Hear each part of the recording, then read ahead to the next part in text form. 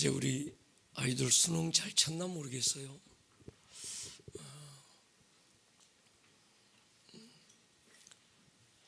지우야, 잘 쳤다? 그래. 또 누가 쳤지? 현민이 아까 전에 물어봤었어요. 잘 쳤다고. 후회 없이 쳤다고. 또 다인가요? 감사합니다. 마태복음 28장 18절 20절, 우리 오늘 이 말씀으로 그동안 우리가 20번째 나누었던 하나님 나라를 세워가는 사람에 대한 주제를 오늘 총 마무리하고 마치려고 합니다. 다음 주는 어떤 주제로 우리에게 말씀하실지 한번 기대해 보도록 하겠습니다.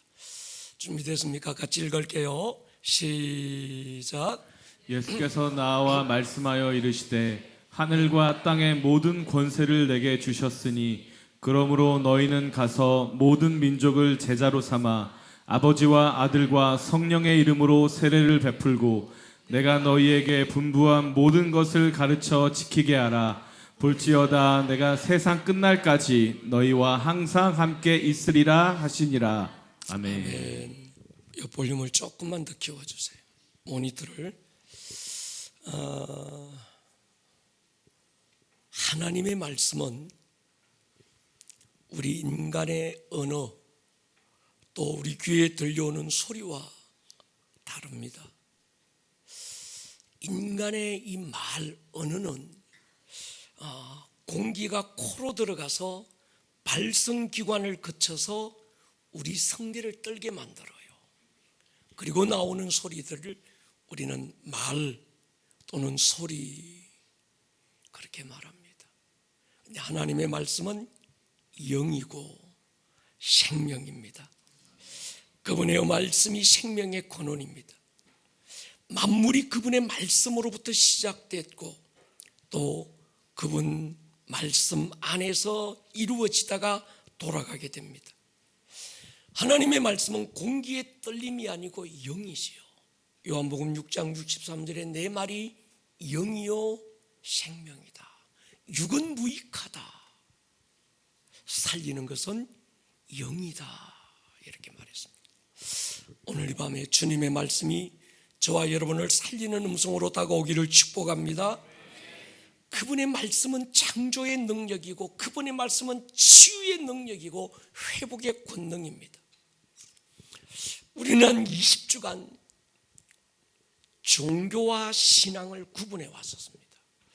종교를 뛰어넘지 않으면 안 되는 어떤 가이드라인을 여러분에게 드렸던 것 같아요.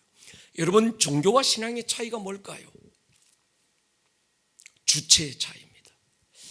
종교는 모든 행위의 주체가 나예요.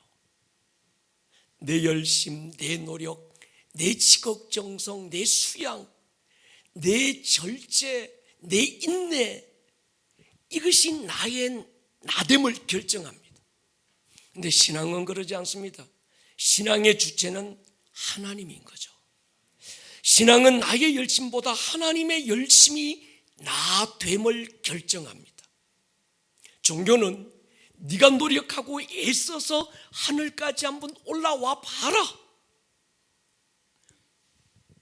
그래서 하늘까지 올라가기 위해서 발부둥을 치는 것, 먹을 것 먹지 않고 힘쓰고 애써서 한번 하늘까지 올라가기 위해서 몸부림을 치는 인간의 행위를 종교라고 말해요. 신앙은 애초부터 인간에게는 하늘로 올라올 능력이 없다는 걸 아시고 하나님이 인간을 찾아서 우리 가운데 오셨습니다. 그래서 우리는 한 20주간 우리는 종교화되는 것을 막아보자.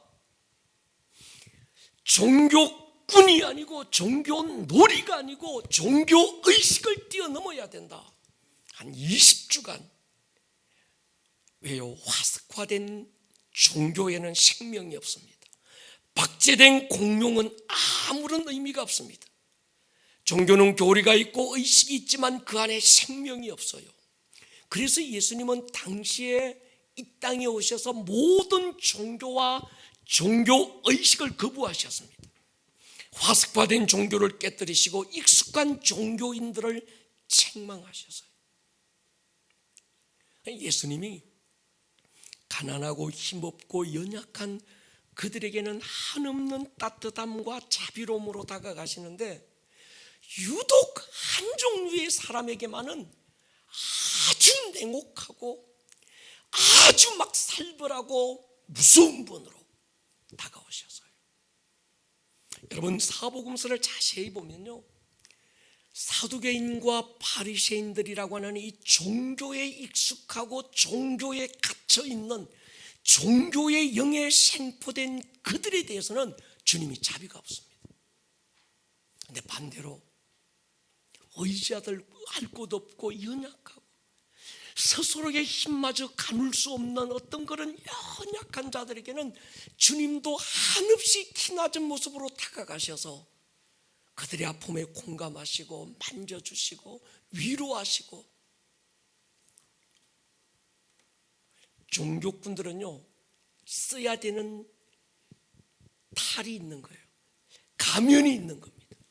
그런데 이들은 쓸 가면이 없어. 보이는 그 자체가 그들의 전부인 거예요. 여러분, 이 밤에 주님 앞에 설 때 특히 우리 아름다운 꿈의 교회는 종교를 뛰어넘어야 합니다. 그래서 우리의 예배가 종교화되지 않기 위해서, 우리 예배에 생명이 있기 위해서 우리는 몸부림을 쳐왔던 것 같아요. 신앙은 그분의 입에서 나온 영과 생명을 경험하는 거예요. 예수님이 옛날에 이런 말씀을 하셨더라, 그분이 하신 말씀을 추억하는 것이 아니고 그분이 하신 일들을 기념하는 종교가 아니라 그분의 하신 말씀은 오늘도 살았고 운동력이 있어서 그분의 말씀을 오늘 경험하는 것입니다. 그것이 예배입니다. 이 땅에서 누리고 경험하는 그분의 생명과 능력을 다른 단어로 하나님의 나라, 이렇게 우리는 부르기로 했습니다. 하나님의 나라는 말이 있지 않고 능력이 있음을 믿으십니까? 그러므로 진정한 신앙인은 말쟁이가 아니라 능력이 있어야 합니다. 사람들이 그러 능력이 있으면 다가, 제가 그래서요, 없으면 다가. 능력이 있기를 축복합니다. 말씀이 곧 하나님의 능력입니다. 마가복음 16장 마지막 절을 이렇게 정리했습니다. 주 예수께서 말씀을 마치신 후에 하늘로 올려지사 하나님 우편에 앉으시니라. 제자들이 나가 두루 전파할새 주께서 함께 역사하사 그 따르는 표적으로 무엇요? 말씀을 확실히 전하라.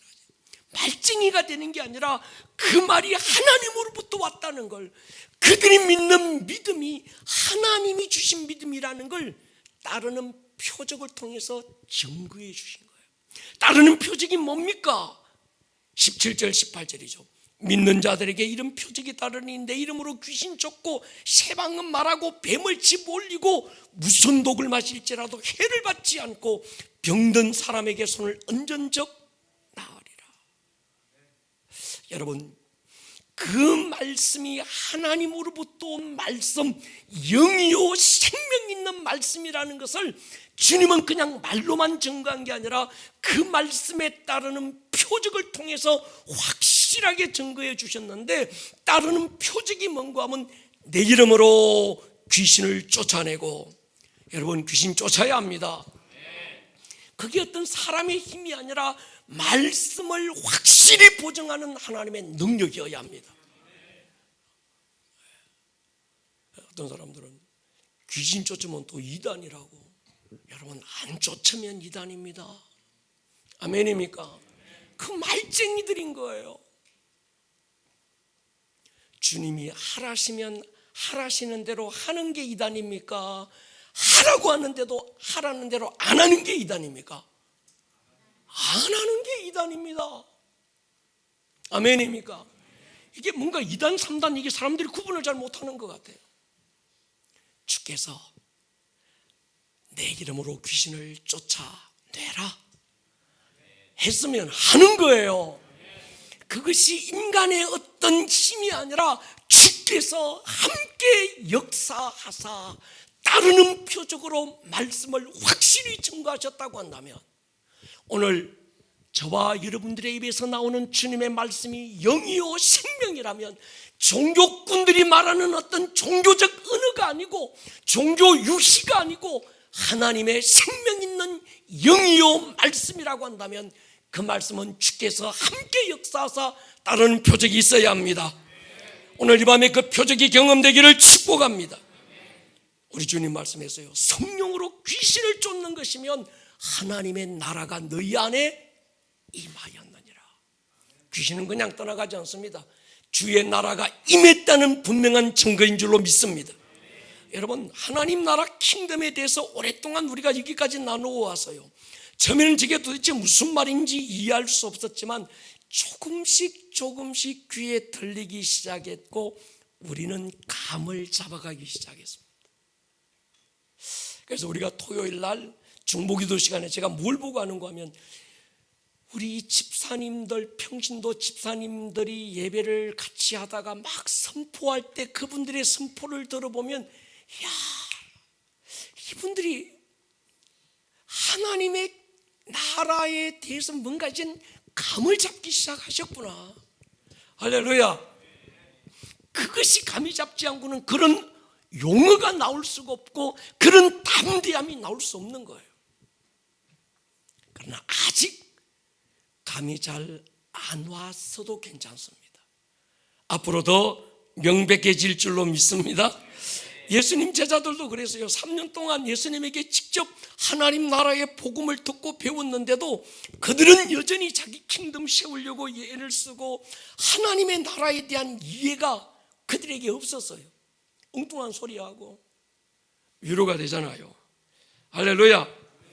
그러나 여러분, 듣는 게 중요합니다.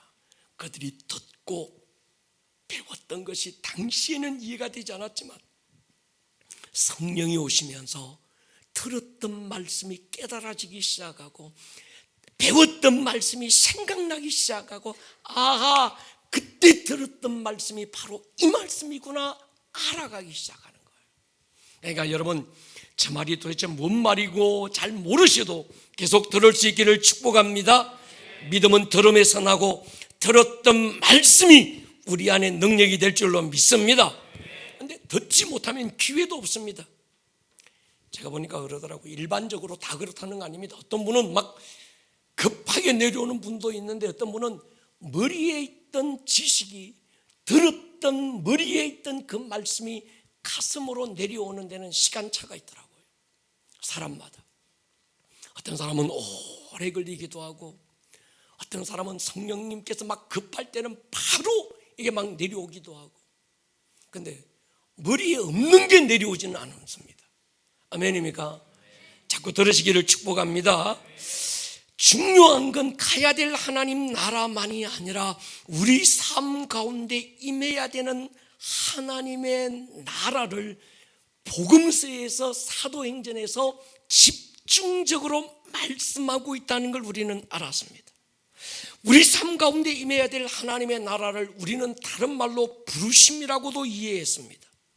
구원을 넘어 부르심으로 가자 외쳐왔고, 부르심으로 가지 못하는 구원은 구원마저 희미해질 수 있다고 외쳤습니다. 구원의 기쁨 그렇게 오래 가지 않았어요. 나 구원받았네, 너 구원받았네, 할렐루야. 그게 그렇게 오래 가지 않더라고요. 우리는 뜰을 지나 성소를 지나 더 기쁨으로 가자고 외쳤습니다. 가야 될 하나님 나라에 대한 소망은 구원의 시작이고 뜰이라고 한다면, 그 너머 이 땅에 임해야 될 하나님의 나라, 그분의 킹덤, 그분의 주권, 그분의 왕되심, 그 왕이신 그분 앞에 부복하는 것, 우리는 이걸 부르심이라고 얘기를 했습니다. 로마서는 16장까지 있는데 1장부터 11장까지 전반부와 12장부터 16장까지 후반부로 나누어지는데, 1장부터 11장까지 전반부의 주제는 구원입니다. 더 쪼개면 1장부터 8장까지가 구원과 믿음에 대한 주제고 9장 11장은 이스라엘 회복에 대한 주제입니다. 더 정확하게는 1장부터 5장까지는 예수님의 보혈을 얘기합니다. 믿음으로 구원받는다 얘기합니다. 그런데 6장, 7장, 8장까지는 보혈이 아니라 십자가를 얘기합니다. 그리고 12장부터 16장까지 구원 이후의 삶에 대한 주제인데 거기서 9장, 10장, 11장이 가운데 딱 끼어 있는데 이 9장, 10장, 11장은 이스라엘의 회복에 대한 이야기예요. 여러분, 과거에 구약 성경의 핵심은 이스라엘 그들을 향한 하나님의 어떤 약속, 그들이 지금은 끌려가고 그들이 지금은 포로되어서 아무 소망 없는 것처럼 살고 있지만 그러나 남겨진 거루터기 그들을 통해서 하나님은 하나님의 역사를 다시 이룰 때가 온다. 이것이 구약의 약속입니다. 아멘입니까? 그런데 여러분 보시죠. BC 721년에 북이스라엘이 망해요. BC 580년에 또 이제 남유다가 망합니다. 그리고 그들이 바벨론에게 다 망하고 페르시아에게, 아수르에게, 바벨론에게, 페르시아에게, 그리스에게, 로마에게, 그리고 주 70년에 완전 나라가 없어져 버렸어요. 그때 초대교회를 지나오면서 이스라엘이라는 나라가 지구상에 완전 사라져버리고 이름조차 없어졌던 그때 신학자들은 그럼 구약에 약속되어 있는 이스라엘의 회복에 대한 걸 우리가 어떻게 풀 거냐? 그러다가 그때 그들이 풀었던 게 대체신학이라는 걸 만들었습니다. 말도 안 되는. 구약의 이스라엘은 이젠 역사상에 사라져버렸고 이스라엘에 대한 그 약속은 교회를 통해서 이루시는 하나님의 약속이다. 그래서 구약의 이스라엘은 신약의 교회로 대체됐다라고 하는 대체신학이라는 신학이 나온 거예요. 우리는 그것이 정설인 줄 알았습니다. 중세를 지나오면서 그게 쭉 가르쳐 왔어요. 그러다가 1948년 5월 28일에 2000년 동안 이 땅에 사라졌던 이스라엘이 어느 날 생겨버렸네. 말도 안 되는 일이 일어난 거예요. 그제서야 이 대체설에 대해서 지금 어떻게 해결할 건가, 이런 고민들이 막 일어나기 시작한 거예요. 여러분, 대체설은 신학적인 정설이 아닌 줄로 믿으셔야 합니다. 하나님은 분명히 이스라엘의 회복을 얘기하신 거예요. 저도 어렸을 때가 아니죠. 신학 공부할 때 대체설을 배웠어요. 그래서 제 속에는 이스라엘에 대한 정오가 굉장히 컸습니다. 왜? 아무 의미가 없었어요. 교회가 이스라엘인데. 여러분, 그러지 않습니다. 로마서 9장, 10장, 11장은 이스라엘의 회복에 대해서 분명하게 말씀하고 있는 거예요. 12장부터 16장까지는 구원 이후의 삶에 대한 주제예요. 이 후반부는 믿는 사람은 어떻게 사느냐에 대한 주제를 단순한 윤리 도덕적인 기준을 뛰어넘고 있습니다. 예수 믿는 사람은 착하게 산다, 믿는 사람은 선하게 살고 남 도와주고 퍼주고 베풀며 살아야 된다, 맞는 말인데 기준이 정확한 게 아닙니다. 가장 정확하게는 전반부는 가야 될 하나님의 나라를 어떻게 갈 거냐, 예수의 피를 믿는 믿음으로 간다. 그럼 후반부는 우리 가운데 임해야 되는 하나님의 나라는 어떻게 임할 것인가, 이걸 말씀하고 있습니다. 구원받은 자가 이 땅을 살아야 되는 삶의 이유와 목적이 뭔가, 내 삶이 하나님의 통치와 다스림의 주권이 통하는 하나님의 나라가 되게 하자. 이게 로마서 후반부의 핵심인 거예요. 그리스도 기름 부음 받은 왕, 그리스도인 예수를 왕으로 인정하는 사람들 같은 뜻이죠.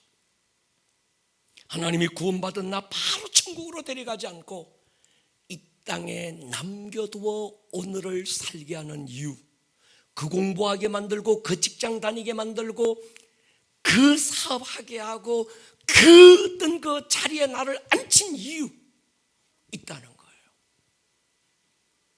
나의 꿈, 나의 비전, 내 욕심, 내 야망, 나의 킹덤을 이루기 위해서가 아니라는 거예요. 하나님이 오늘을 살게 하시는 이유, 당신을 통해서 그분의 킹덤이 세워지기를 원하시는 것입니다. 오래전 릭 워렌이 40일 목적이 이끄는 삶을 책으로 만들었어요. 이 책이 전 세계 베스트셀러가 됐습니다.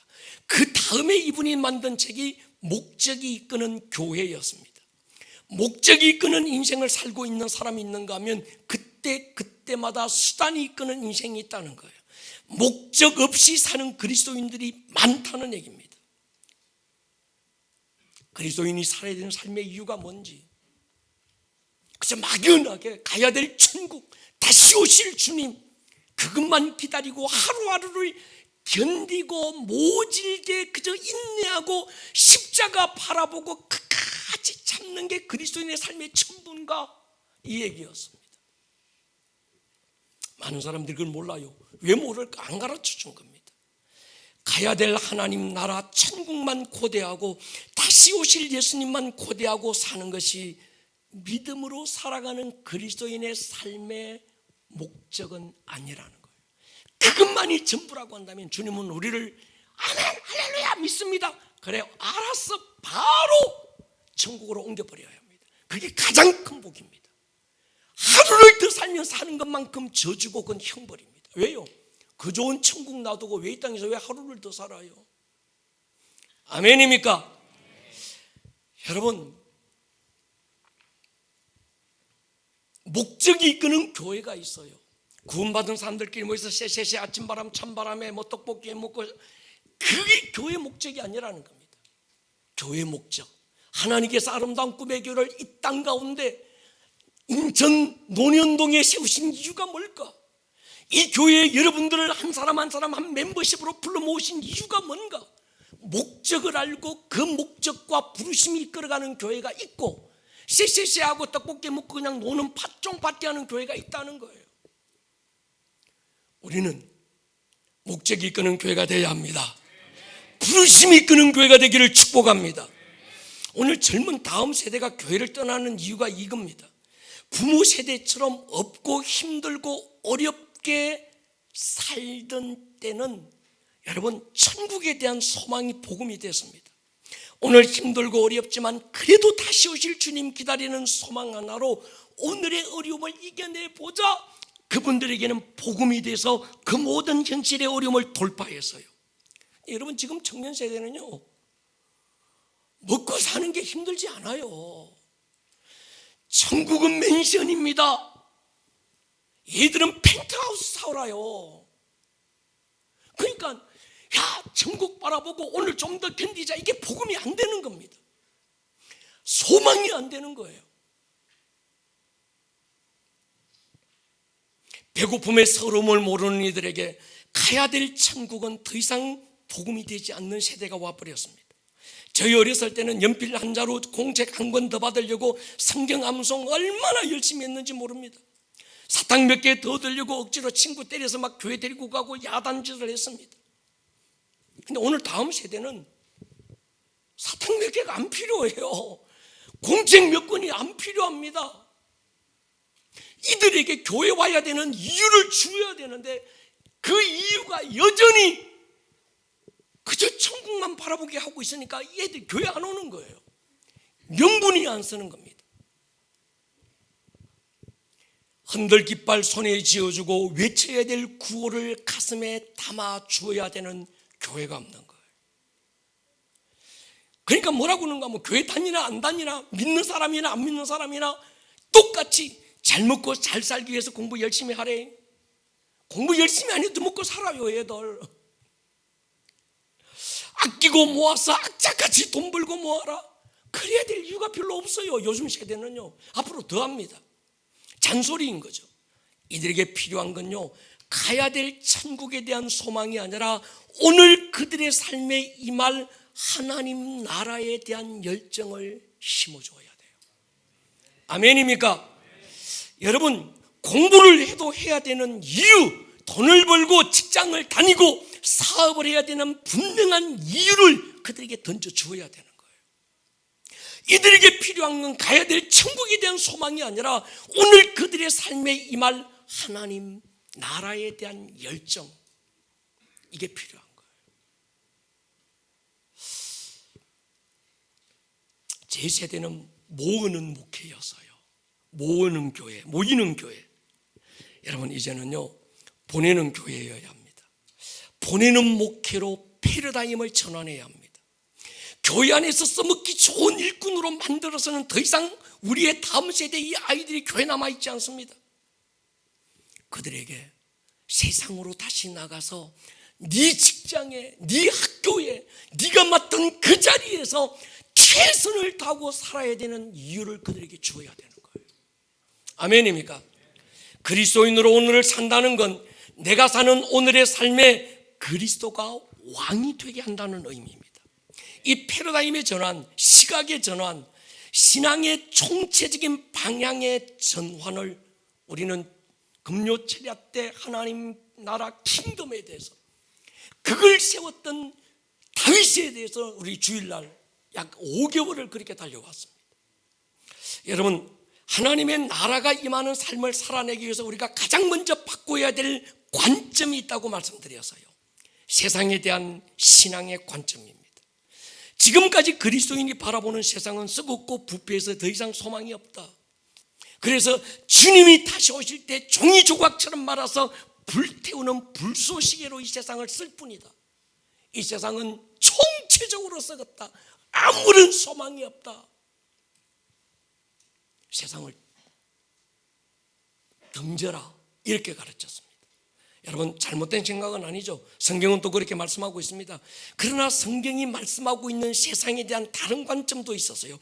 요한복음 3장 16절 성경의 핵심은 하나님이 세상을 이처럼 사랑했다. 이처럼의 크기가 어떻습니까? 인간의 언어로 표현할 수 있는 언어가 없어서 단어를 찾지 못해서 다만 이처럼이라는 용어를 썼지만 그 이처럼의 크기와 높이와 너비와 길이는 어마어마했습니다. 그만큼 하나님은 세상을 사랑하신 거예요. 그 사랑에 대한 증거로 아들을 보내셨습니다. 세상을 심판하시는 것이 목적이 아니라 세상을 구원하는 것이 그분의 목적이었습니다. 아들은 12제자를 세상으로 보내셨고 모든 그리스도인들을 성령님은 세상으로 보내신 거예요. 우리는 그것을 주님의 지상대명령이라고 받았습니다. 오라! 세상에서 우리를 부르신 주님은 이제 뭡니까? 세상 썩었으니까 가지 마. 그게 아니라 세상으로 가라는 거예요. 여러분 가셔야 합니다. 우리는 오기는 했는데 가는 법을 못 배운 거예요. 모아는 놓았는데 보내는 법을 배우지 못했습니다. 주님은 우리를 오라고 부르셨지만 그분은 가라. 근데 그저 보내지 않았습니다. 제자들의 손에 암행의사 마패를 들려주어서 암행의사 출두요 예수의 이름을 선포할 수 있는 권리를 주신 거예요.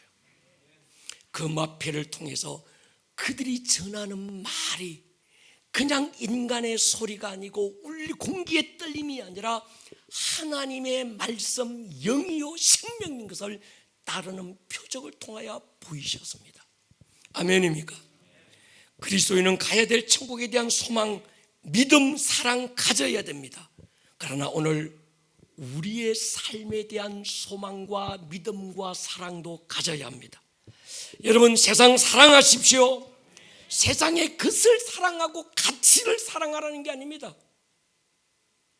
여러분 사랑해야 부르심이 돼요.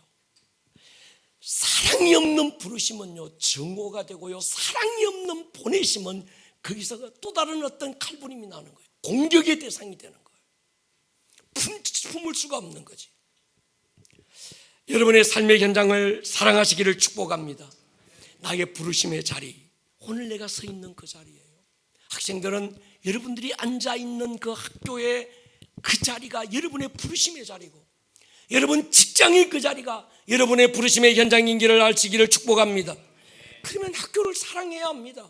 캠퍼스 사랑하고 어떻게 하면 이 캠퍼스에 하나님의 사랑의 불이 떨어질까 염려하고, 이 직장 가운데 지금 비록 내가 말단 직원이지만 나은 사람을 통해서 이 직장 가운데 하나님의 나라가 임하기를 기도하고, 주님의 주권이 통하고 그리스도의 계절이 꽃을 피우는 그런 직장이 되게 해주십시오. 그래서 남들보다 더 일찍 가서 막 급히 타서 날라고 막 헌신하고 그들을 섬기고 사랑으로 그들을 배려하고, 그걸 왜 그렇게 해야 됩니까? 하나님의 나라가 나를 통해서 이루어지게 하기 위해서. 아멘입니까? 여러분의 삶터와 일터를 사명화할 수 있기를 축복합니다. 우연히 그 직장에 있는 게 아닙니다. 그 직장에서 그냥 일하고 있는 게 아닙니다. 우연히 그 공부하고 있는 게 아닙니다. 여러분, 우연히 아름다운 꿈의 교회 한 몸이 된 게 아닙니다. 우연히 인천이라는 이 도시에 살고 있는 게 아닙니다. 우연은 없고 필연만 있습니다. 부르심만 있습니다. 이 땅의 모든 교회는 교회가 존재하는 그 도시, 그 지역에 대한 부르심이 있어서 세워진 거예요.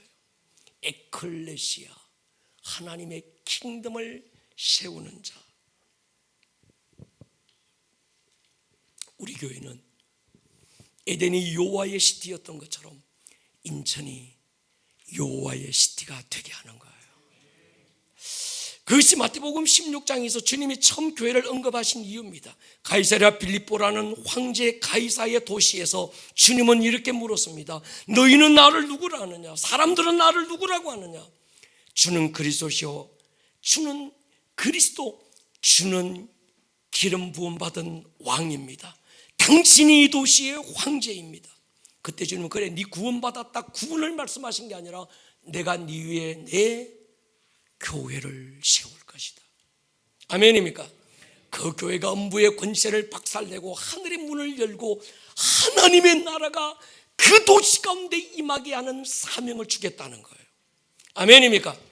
결국 그리스도인은 나의 하루를 사는 자들이 아니라 하나님의 뜻을 이루기 위해서 오늘을 사는 자로 부름 받았습니다. 갈라디아 2장 20절은 너무 중요한 복음의 핵심입니다. 같이 읽겠습니다. 시작.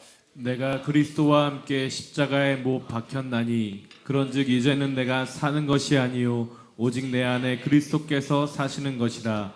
이제 내가 육체 가운데 사는 것은 나를 사랑하사 나를 위하여 자기를 버리신 하나님의 아들을 믿는 믿음 안에서 사는 것이라. 다 외우고 압니다. 그리스도인이라는 사람들이 이걸 모르는 사람은 거의 없을 거예요. 그런데 대개가 이 말씀이 암송의 대상이 된 거예요.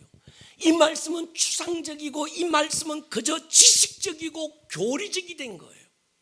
여러분, 하나님의 말씀은 살았고, 아멘입니까?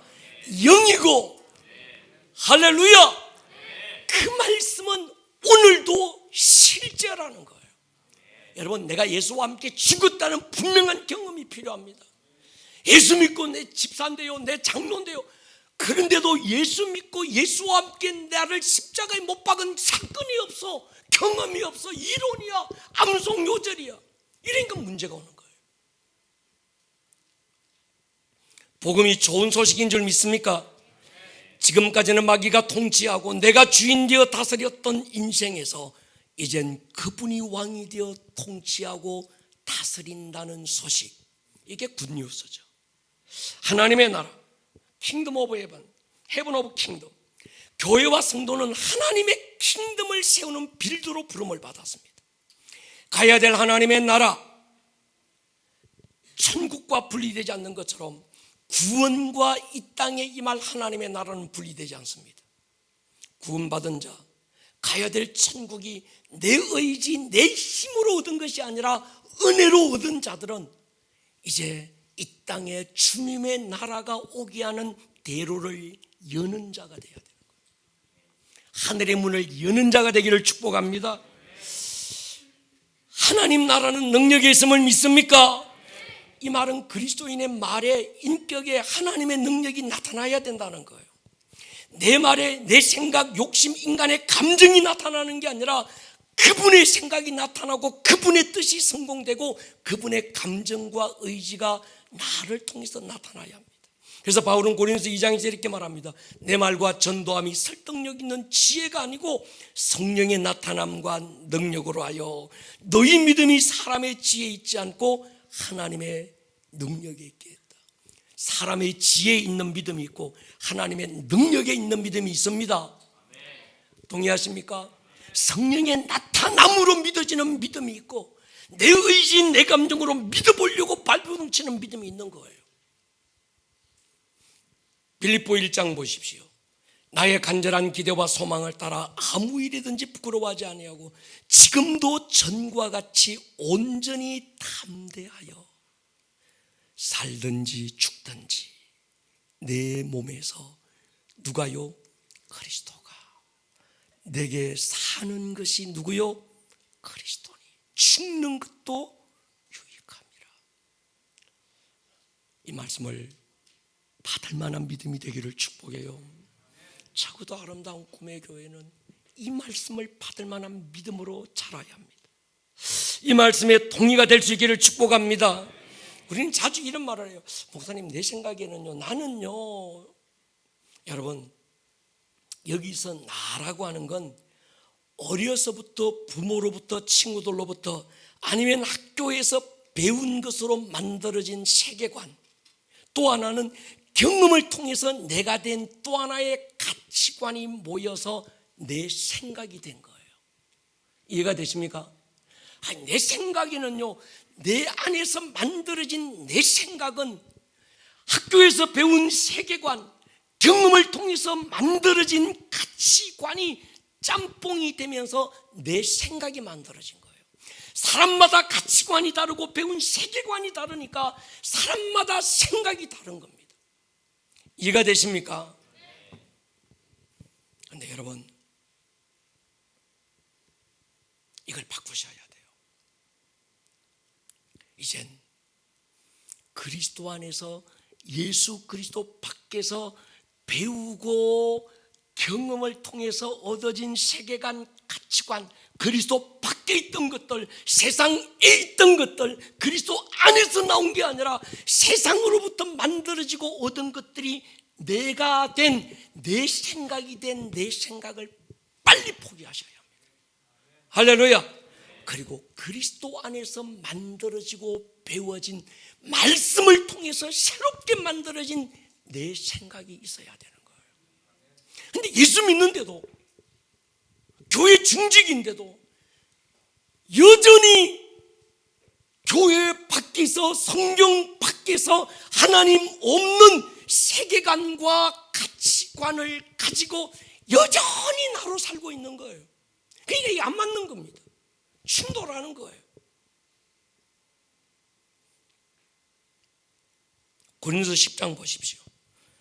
다 같은 신령한 음료를 마셨더니 이는 그들을 따르는 신령한 반석으로부터 마셨으며 이 반석은 곧 누구라고요? 그리스도시라. 그러나 그들의 다수를 하나님이 기뻐하지 아니하셨으므로 그들이 광야에서 멸망받았느니라. 이런 일은 우리의 본보기가 되어 우리로 하여금 그들이 악을 즐겨 행한 같이 즐겨한 자가 되지 않게 하렵니다. 갈라디아 5장 보십시오. 내가 이르노니 너희는 성령을 따라 행하라. 그리하면 육체의 욕심을 이루지 아니하리라. 육체의 소욕은 성령을 거스리고 성령은 육체를 거스른다. 이 둘이 서로 대적함으로 너희가 원하는 것을 하지 못하게 하려 합니다. 영적인 삶은 윤리와 도덕, 지적 동의를 넘고 떼돈 벌고 잘되고 잘된다는 번영신학을 넘어서 이런 것들과 싸우는 치열한 싸움이 일어나야 합니다.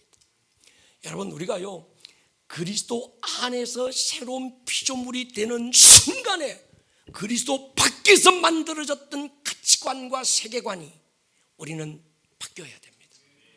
그리고 새로운 피조물은 새로운 세계관, 새로운 가치관이 만들어져야 되는 거예요. 목사님, 내 생각에는요, 네 생각 필요 없어.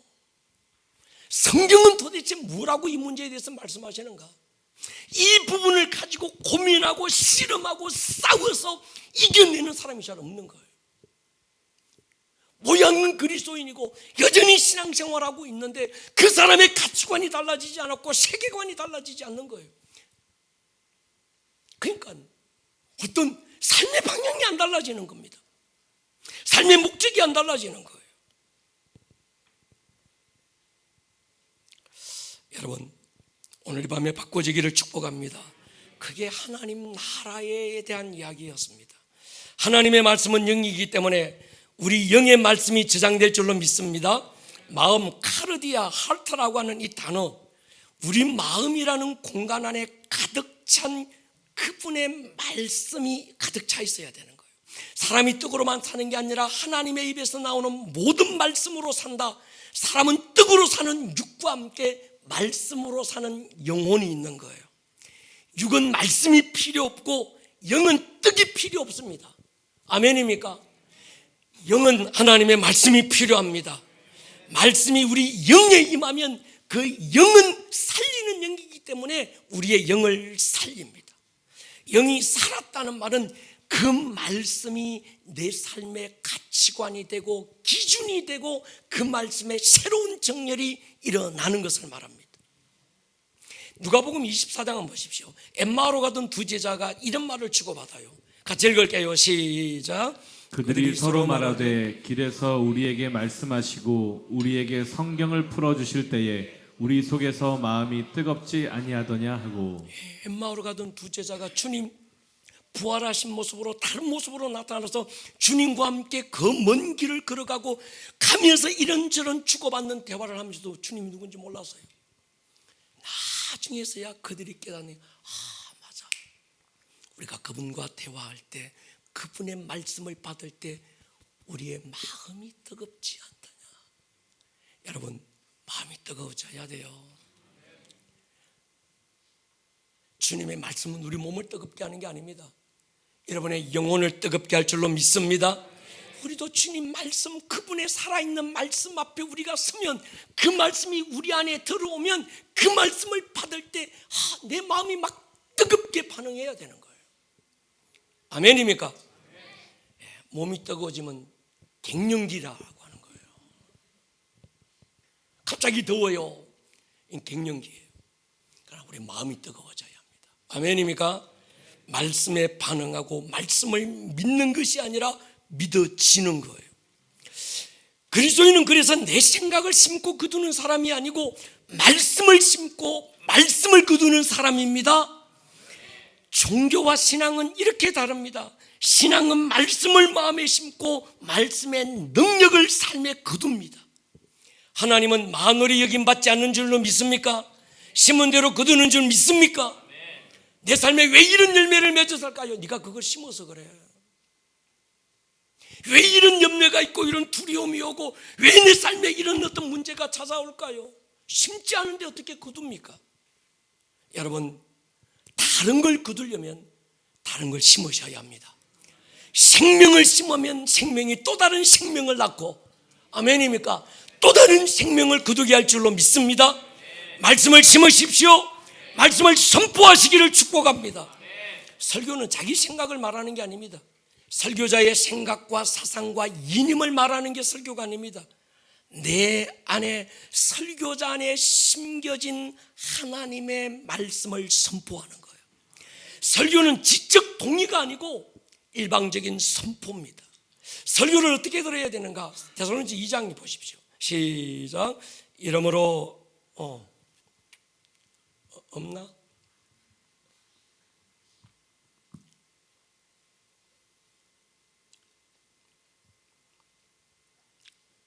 그거 말고 데살로니가서 2장 13절. 정신 안 차릴래? 같이 읽겠습니다. 시작.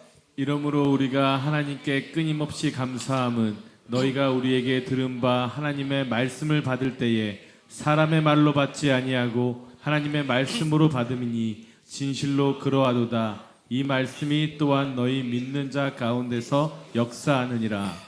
아멘. 사람의 말, 사람의 소리, 공기의 울림과 성대의 떨림으로 받지 않고 하나님의 말씀으로, 그 말씀, 그 믿음이 살아서 역사하는 믿음이 되는 거예요. 그래서 하나님의 모든 약속은 그리스도 안에서 얼마든지 예가 될 줄로 믿습니다. 고린도서 1장 보십시오. 모두 하나님의 약속은 얼마든지 그리스도 안에서 뭐다? 예가 된다. 그런즉 그런 말미암아 우리가 뭐해서 아멘하여 하나님께 뭐한다? 영광을 돌리게 된다. 내 생각에 동의가 되든지 안 되든지 하나님의 말씀에 아멘으로 동의하기를 축복합니다. 그때 영광이 되는 거예요. 그 말씀이 우리 안에 역사할 때 치유가 일어나고 결박이 풀어지고 모든 미움과 분노로부터 자유가 선포되는 거예요. 말씀이 능력인 줄 믿습니까? 따르는 표적이 나타나야 정상인 줄 믿습니까? 말씀 중심을 오해하지 마십시오. 성경 묵상하고 연구하고 공부하는 게 말씀 중심이 아닙니다. 우리 교회는 제자 훈련해, 우리 목사님은 강의 설교해, 그게 말씀 중심이 아닙니다. 말씀 중심은 말씀에 따르는 표적과 능력을 경험하고 사는 것입니다.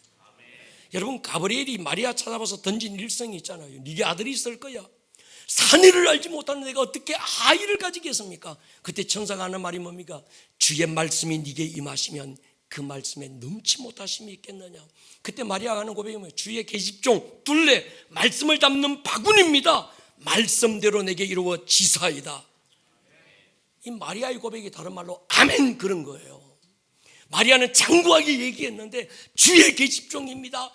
나는 내 생각에 동의가 안 되고 내 어떤 지적 모든 것에 도대체 이해가 안 되지만, 그러나 주님 말씀이 생명이고 능력이기 때문에 그 말씀 앞에 나는 말씀을 담는 둘레 바구니입니다. 주의 계집종입니다. 말씀대로 이루어지십시오. 이걸 한마디로 딱 내뱉으면 아멘 이러면 되는데 마리아가 엄청 길게 한 거예요. 아멘입니까? 여러분, 마리아가 이 고백을 내어놓는 순간에 말씀이 태를 열고 열매를 만들기 시작하는 거예요. 아멘은 종교적인 언어가 아닙니다. 영의 고백이고 영의 언어인 줄 믿습니다. 옛날에 우리 홍 권사님 보십시오. 홍성경 권사님, 우리 다 봤잖아요. 자기 정신이 아니에요. 생사가 오가는 그때 뇌의 어떤 한쪽이 다 그냥 돼서 도대체 언어가 나올 수 없는 그 상황에서 두 가지가 딱 나오더라고요. 하나는 뭐죠? 아멘. 하나는 방언. 그래서 제가 깨달은 게 있습니다. 모든 언어, 인간의 소리나 인간의 언어 소리의 울림은 다 잊어버렸는데도 그분에게서는 아멘이 나오더만요. 우리가 다 봤잖아요. 할렐루야. 아멘은 영입니다. 아멘은 말씀에 대한 내 영의 반응인 줄 믿습니다. 아무나 아멘 하는 게 아닙니다. 아무나 말씀대로 내게 이루어지십시오 고백할 수 있는 게 아닙니다. 영이 살아있는 자가 하는 거예요. 할렐루야. 설교를 듣고 아멘으로 반응할 때 마리아처럼 이런 절박함과 확신으로 영에서 터져나오는 화답이 있어야 될 줄로 믿습니다. 그게 아멘입니다. 아멘은 설교자 비 맞추려고 같이 그냥 분위기 조성하기 위해서 아멘 하는 게 아닙니다. 아멘은 저 말씀이 내 안에 이미 이루어진 말씀입니다. 아멘 하는 순간에 그 말씀은 당신 안에 경험되고 싹을 틔우고 꽃을 피우기 시작할 것입니다. 아멘 하는 순간에 마리아의 태가 열리고 주의 말씀이 잉태되기 시작했습니다. 율법은 듣고 배우고 지키고 행해야 됩니다. 근데 복음은 아멘하여 경험하고 이루어지는 것입니다. 그러기 위해서 말씀은 심중에 심겨야 합니다. 말씀을 심는 작업이 뭡니까? 아멘인 거예요. 여러분, 아멘, 우리 교회는 아멘 잘하는 사람들이 많은데 이 아멘은 그냥 하는 게 아닙니다. 여러분의 말씀이 심겨지는 순간이 되기를 축복합니다. 우리는 킹덤 빌더잖아요. 하나님 나라를 세워가는 건축가. 누가 킹덤 빌더인가? 어떤 사람을 킹덤 빌더라고 부르는가? 첫 번째, 물과 성령으로 거듭난 믿음의 사람, 하나님 자녀의 정체성을 체험한 자, 교리적으로 성경 알고 성경 교리적으로 다 이해하고 그것과 다른 말입니다. 물과 성령으로 거듭난 경험, 그 사건이 있는 사람은 어떤 상황에서도 자기가 하나님의 자녀라는 사실을 부인할 수 없어요. 때로 넘어질 수도 있고 때로 쓰러질 수도 있고 때로는 죄 가운데 뒹굴 수도 있지만, 그러나 그가 물과 성령으로 거듭난 새로운 피조물이라면 어떤 상황에서도 나는 하나님의 자녀야, 정체성이 있는 거예요. 아멘입니까? 예수 그리스도 안에서 새로운 피조물은 경험이지 이론이 아닙니다. 아멘하여 이 말씀을 심정에 심으시기를 축복합니다. 킹덤 빌드가 누군가? 두 번째, 말씀과 성령으로 자기 안에 하나님 나라를 이루어가는 사람. 하나님 나라가 여러분 안에 있는 줄 믿습니까? 성령으로 하나님의 통치가 여러분 안에 임하기를 축복합니다. 여러분의 가치관, 하나님 밖에 있던 가치관, 세계관이 여러분들을 만들고 여러분의 존재를 결정하는 것이 아니고 하나님의 말씀이 여러분의 가치관과 세계관과 존재를 결정하게 하는 사람. 아멘입니까? 여러분 안에 하나님 나라를 심으십시오. 하나님 나라 있습니까? 복음은 나로부터 시작되는 게 아닙니다. 나의 나됨이 아니에요. 복음은 그분으로부터 시작된 것입니다. 내가 그분의 나라를 세워가는 것이 아니라 그분이 성령으로 내 안에 그분의 나라를 세우시는 거예요. 내가 주의 일하는 게 아닙니다. 그분이 나를 통해서 당신의 일을 하시는 거예요. 그분이 나를 통해서 내 안에서 당신이 나타나는 겁니다. 세 번째, 예수님의 지상 명령에 순종해서 세상 삶의 현장에서 하나님 나라를 세워가는 사람을 킹덤 빌더라고 부릅니다. 우리는 이런 교회를 사도행전적 교회라고 이름했고, 이런 성도를 사도행전적 평신도라고 불렀습니다. 구원을 넘고 복음적 제자를 넘어서 사도행전적 제자, 그들이 바로 하나님 나라를 세워가는 킹덤 빌더들입니다. 이 성도들로 세워가는 것이 이 목사의 부르심입니다. 복음서의 제자는 예수 배우고 그 가르침을 공부한 사람입니다. 복음서의 제자는 예수님을 닮아가는 사람이에요. 그러나 사도행전적 제자 킹덤 빌더는 예수님을 닮는 사람이 아니고 세상 가운데서 내 안에 살아계신 그분을 나타내는 자들입니다. 아멘입니까? 제가 처음 신학을 공부할 때 후안 카를로스 오르티즈라는 목사님이 당신은 제자입니까? 이 책을 썼어요. 처음에 그 책 읽고 저는 충격을 받았습니다. 엄청난 도전이었습니다. 당신은 제자입니까? 누구한테도 들어보지 못했던, 질문받지 못했던 그분의 책 한 권이 제게 큰 도전이 돼서 막 충격을 받았어요. 지금은요, 저는 예수님의 제자의 길을 포기했고 제자 훈련하기를 포기해버렸습니다. 그리고 우리는 사도행전적 제자로 하나님 나라의 킹덤 빌드로 만들어간다. 아멘입니까? 우리는 다시 물어야 됩니다. 당신은 킹덤 빌더입니까? 아멘입니까? 당신 안에 하나님 나라가 임했습니까? 예수님이 인자로 오셨을 때 제자들은 예수님을 배우고 닮으려고 몸부림을 쳤습니다. 근데 지금 예수님은 우리 안에 성령으로 임재해 계세요. 우리는 그분을 닮으려고 애쓰는 자들이 아니라 내 안에 계신 그분이 내 모든 것들은 십자가에 못 박고 함께 장사 지내버렸고 그 예수가 내 안에 살아계신다면 내 안에 살아계신 예수가 내 혼을 뚫고 육을 뚫고 내 삶의 직장의 학교의 일터에 나타나게 하셔야 합니다. 예수 닮는 자 되지 말고 예수를 나타내는 자 되기를 축복합니다. 이것이 제자와 킹덤 빌더의 차이입니다. 기도는 하는 게 아니라 되는 겁니다. 알고 보면 신앙생활의 주체는 내가 아니더라고요. 내 안에 계신 성령님이 나타나시는 겁니다. 내가 기도하고 내가 열심 내는 게 아닙니다. 그분의 열심이 나를 통해서 나타나야 합니다. 신앙생활 하면서도 거듭났다고 하면서도 나는 죽고 내 안에 예수가 사신다고 하면서도 여전히 내 삶의 주체가 내가 되어 있는 거예요. 내가 꿈을 꾸고 내 열심으로 내 꿈을 이루는 것, 이건 종교 생활이지 영적 생활이 아닙니다.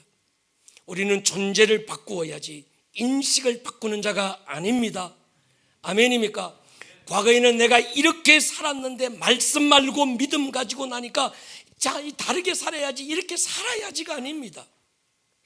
성경은 어디에도 너 말씀이 이러니까 이렇게 살아 말씀하지 않습니다. 말씀이 너라는 존재를 어떻게 바꾸었는지를 발견하라는 거예요. 아멘 하셔야 되는데, 복음은 삶을 바꾸기 전에 존재를 바꾸는 것입니다. 예수 믿고 어떻게 살 것인가 고민하지 말고 예수 믿는 믿음이 나를 어떤 존재가 되겠는지를 알아야 합니다. 아멘입니까? 내가 어떤 존재인지를 말씀을 통해서 알고 경험하고 나면 어떻게 살 것인지는 저절로 따라옵니다. 그리스도인은 믿지 않는 사람보다 좀 더 윤리적이고 도덕적인 삶을 살아내는 사람이 아닙니다. 그리스도 예수 안에서 완벽한 새로운 피조물이 되었습니다. 복음은 나에 대한 인식을 바꾸는 게 아니라 나란 존재를 바꾸는 것입니다. 우리는 이것을 선십이라고 불렀어요. 우리 교회의 핵심 DNA 선십. 예수님 닮으려고 해보세요. 닮아지나? 제가 목사인데 안 닮아지더라. 목사로 그렇게 기도하고 하는데 누가 착 끼어드니까 에이씨 막 나오고요. 여러분, 예수님을 닮고 예수님처럼 살려고 하면 할수록 힘든 거예요. 내 행위의 결과가 나의 나됨을 만드는 게 아니라는 거예요. 여러분 안에 그 예수가 혼을 뚫고 육으로 나타나기를 축복하고, 그 말씀이 여러분의 혼을 뚫고 나타나기를 축복하고, 그때 따르는 표적과 기사와 능력으로 나타나기를 축복합니다. 내 안에 하나님의 나라가 임한다는 말은 하나님 나라의 복음을 내가 먼저 맛보고 경험하고 누리는 거예요. 내가 누리는 복음이라야 전할 수 있습니다. 내가 누리지도 못한 복음을 누구에게 믿으라고 전해요? 내가 맛보지 못한 된장찌개를 누구한테 먹으라고 얘기해요? 지는 맛보지 못했는데 예수 믿으라고 하려고 하니까 자신이 없는 거예요. 이론적으로 배우고 교리적으로 배우고 머리로 알고 있는데 자기에게 경험이 안 되다 보니까 백날 종교인이 되는 거예요. 오래 믿은 횟수가 많아지면 많아질수록 현대판 바리새인으로 만드는 거예요. 여러분, 우리는 말씀을 경험하십시다. 오늘 전한 이 복음이 하나님 나라 그동안 20주 동안 제가 하고 또 하고 했던 걸 액기스로 한 방에 지금 줄인 거예요. 오늘 확실히 좀 더 알게 됩니까? 할렐루야. 여러분, 먼저 여러분 안에 주님의 나라가 임하고 여러분 안에 맛보기를 원하고 경험하기를 원하고, 동의하십니까? 그리고 여러분 안에서 누림이 되기를 축복합니다. 이제 복음이 말로 전해질 때는 지났습니다. 오늘도 목사님 세 분, 윤성길 목사님과 김대호 목사님 나 세 명이 점심 먹으면 야 눈이 막 쏟아지더라고요. 볼 카페에 앉았는데 그때 우리가 주고받았던 얘기가 있어요. 심각하게 목사님, 그렇게 주님의 때가 오래 남은 것 같지가 않대. 공통적으로.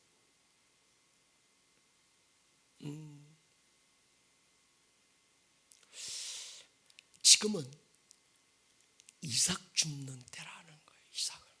지금은 추수해서 이미 거둘 건 다 거둬버려서 남겨져 있는 이삭을 줍는 때가 지금이에요. 여러분, 과거에 부흥, 유럽부터 시작해서 아시아에서 시작된, 예루살렘에서 시작된 그 사도행전 2장의 부흥이 지나가서 유럽으로 바울을 통해서 거기에 또 막 부흥이 일어나고, 부흥이 아메리카로 가서 미국에서 막 영적 대각성 운동이 일어나고, 뭐 영국 웨일즈에서 인도로 넘어와서 막 대한민국 1907 막 부흥이 터지고. 그런데 성경 어디, 인류 역사 어디에도 부흥이 다시 어게인 된 적이 없대요. 그렇게 어게인 1907 다시 한 번 더 부흥을 주십시오 몸부림을 쳤는데도 역사 어디에도 한때 부흥이 터졌던 그곳에 다시 부흥이 어게인 된 역사의 예가 없대요. 야, 이 말이 무서웠습니다. 그렇다면 복음이 한 바퀴 돌아서 다 끝나간 지금은 뭐하는 때인가? 그냥 추수 때는 지났고 그저 남겨진 이삭 몇 개 지금 주워서 마지막 추수하는 때가 지금이라고. 오늘 우리가 그 펄펄 날리는 눈 보면서 굉장히 분위기 좋은 그 환경에서 내린 결론이 그거였어요. 그러면서 심각했습니다. 사랑하는 여러분, 이제 우리는 하나님 나라를 보여주는 자가 되어야 합니다.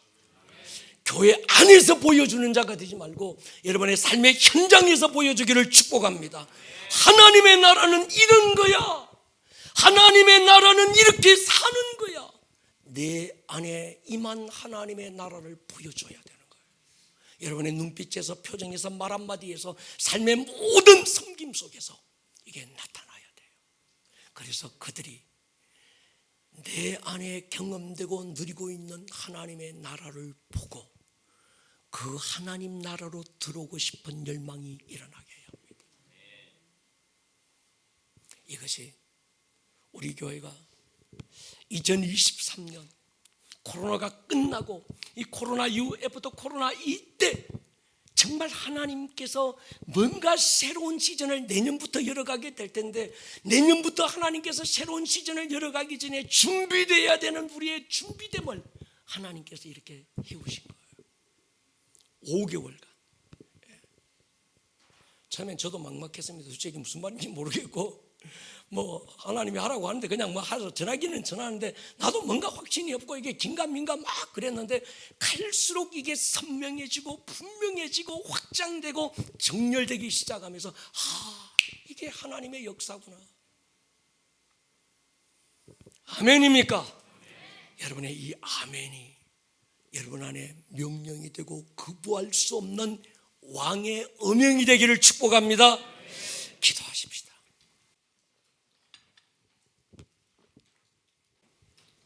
사랑하는 여러분, 하나님의 나라, 킹덤 오브 갓, 하나님의 킹덤. 이제 우리는 예수님의 제자로 사는 자가 아니라 하나님의 나라를 세워가는 킹덤 빌드로 세워가야 합니다. 주님, 시즌이 달라졌습니다. 처음에 제가 선포했던 것처럼 이 땅의 일에 하늘이 동의해 주는 시즌은 지나갔습니다. 이제 우리가 찬양하고 우리가 노래했던 것처럼 하늘에서 이루어진 하나님의 뜻이 내 삶 가운데 점령에 들어오고 내 삶의 현장에 이루어지기를 동의하는 빌드들이 일어나야 합니다. 여러분, 왜 그 공부할까요? 여러분, 왜 그 직장 다닙니까? 여러분, 왜 그 사업하세요? 왜 그렇게 열심히 돈을 버세요? 목적이 뭡니까? 물을 때 우리는 선명한 답을 가지고 있어야 합니다. 내 삶에 하나님의 나라를 세우기 위해서.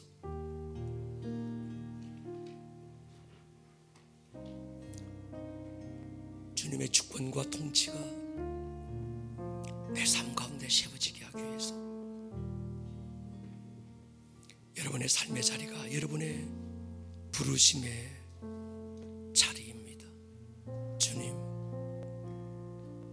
왕권을 가지고 오신 성령님, 내 삶에 당신의 나라를 세워주십시오. 내 인생에 하나님의 킹덤을 세워주십시오. 주님, 우리 교회에, 이 도시에 주의 킹덤을 세워주십시오. 나를 통하여 세워주십시오. 주님의 믿음 통하여, 이 손과 이 믿음을 통하여 주의 나라를 세워주십시오. 주여 한번 부르고 기도합니다. 오늘 들었던 이 말씀이 듣는 말씀에서 끝나지 않고 여러분들의 삶에 살아내는 말씀으로 생명력 있는 말씀이 될 수 있기를 주님의 이름으로 다시 한번 축복합니다.